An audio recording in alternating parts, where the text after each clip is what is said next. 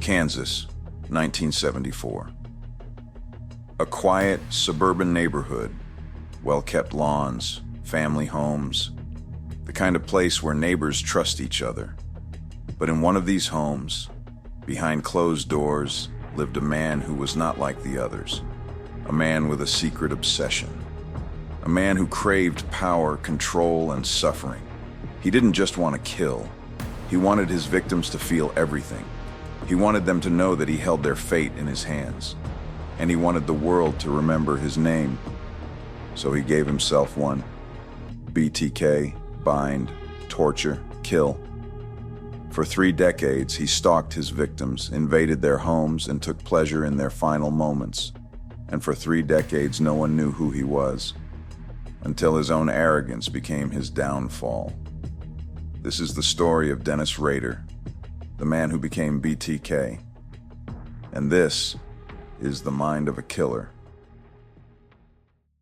Most serial killers have traumatic childhoods, suffering from abuse, neglect, or extreme violence. But Dennis Rader, on the surface, he had a normal upbringing. Born in 1945 in Kansas, he was raised in a strict but stable household. So what went wrong? Even as a child, there were signs. He had violent fantasies, imagining himself trapping and controlling others. He enjoyed binding small animals, watching them struggle before ending their lives. He developed a fascination with control, knots, and restraints. And by the time he was a teenager, those fantasies had evolved. He didn't just want to imagine control. He wanted to experience it. But no one noticed. Rader was outwardly polite, well-mannered, and quiet. Just another kid from a small town. No one knew the darkness growing inside him. And when he left high school, that darkness followed him. He served in the Air Force, where he learned discipline, precision, and patience. He got married, started a family, and blended into society. He became a Boy Scout leader, church president, and city employee. But behind closed doors, his fantasies never stopped. They only grew stronger. And in 1974, he gave in to them. And the world met BTK. January 15th, 1974. Dennis Rader had been stalking his first victims for weeks. The Otero family, a mother, father, and their children, lived just a few blocks away.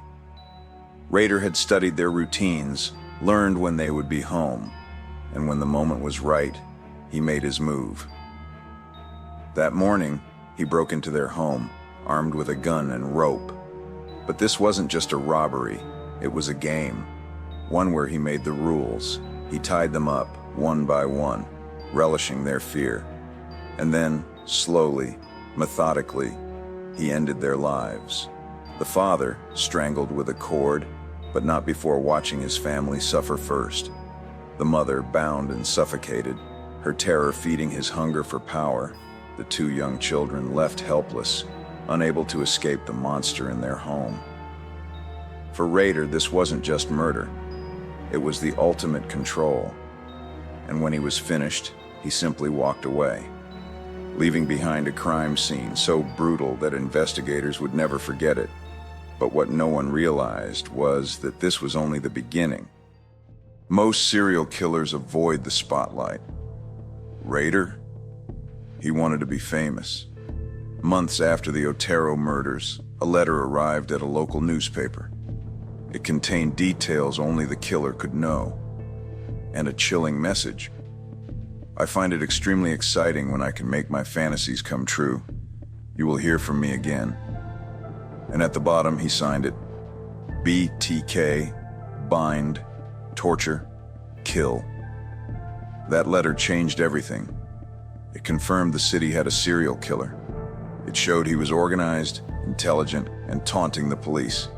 It fed his ego, knowing he was controlling the entire city through fear. And just as he promised, BTK killed again. For years, he stalked, selected, and executed victims at random. Each crime scene had the same signature: bound victims, evidence of suffering, and a killer who had vanished into thin air. And every time he struck, he sent more letters. Because for BTK, the power wasn't just in killing. It was in watching the world react. Dennis Rader wasn't just a killer. He was an actor. For decades, he played the role of a devoted family man, church leader, and responsible citizen, all while secretly indulging in his darkest fantasies. His ability to compartmentalize his life is what made him so terrifying.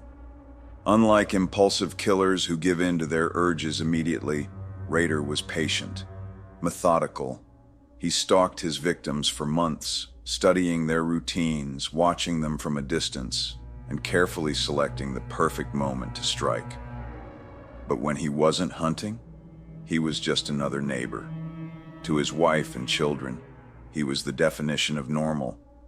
He attended school functions, took family vacations, and played the role of a protective father. He became the president of his local church congregation, delivering sermons, helping organize community events, and gaining the trust of those around him.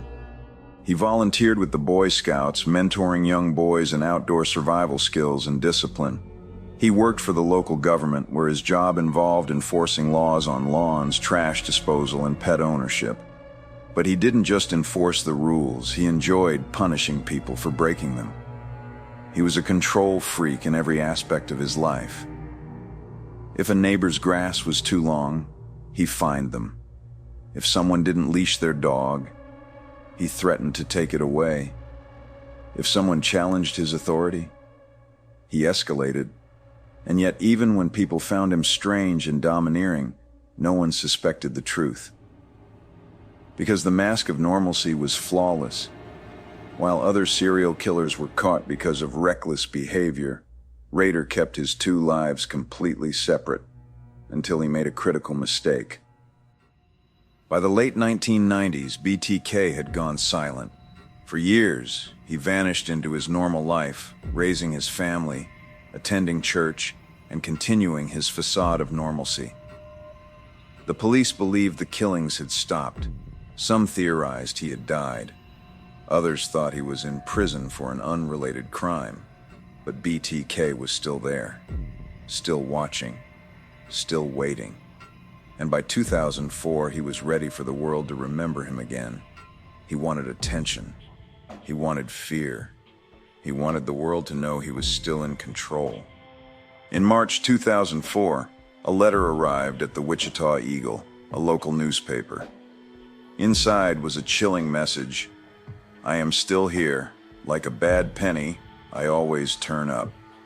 The letter contained details about a murder from 1986 that had never been made public, a copy of the victim's driver's license, a note signed with his signature initials, BTK. The police were stunned. It had been 25 years since the last known BTK murder, but there was no doubt he was back. And over the next few months, the letters kept coming.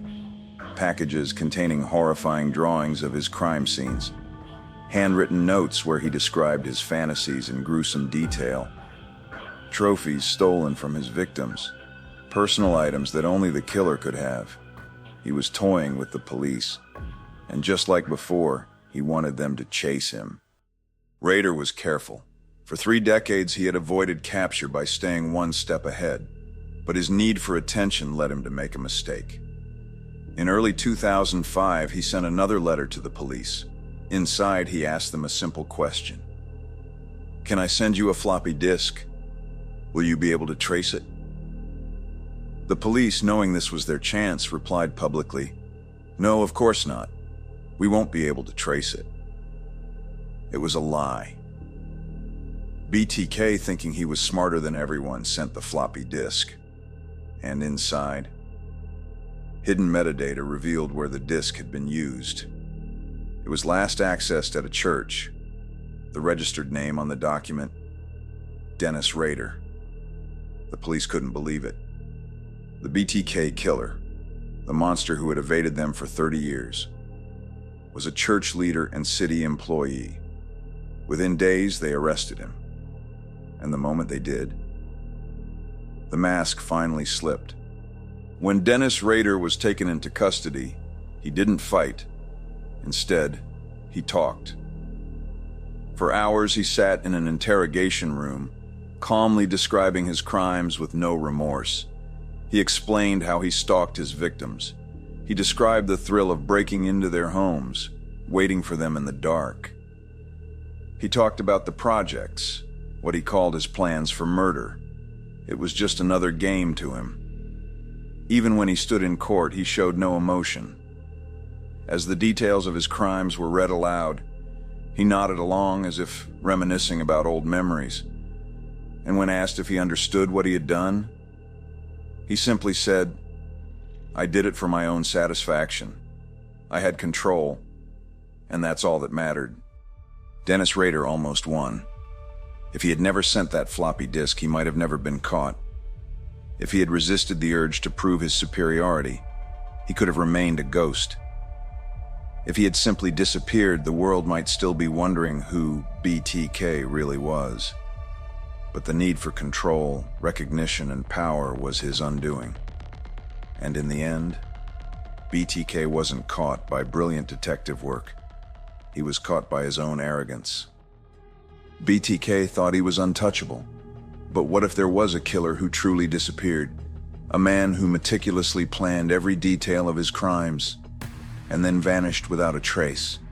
In the next episode, we explore John List, the father who murdered his entire family, walked away, and wasn't found for 18 years.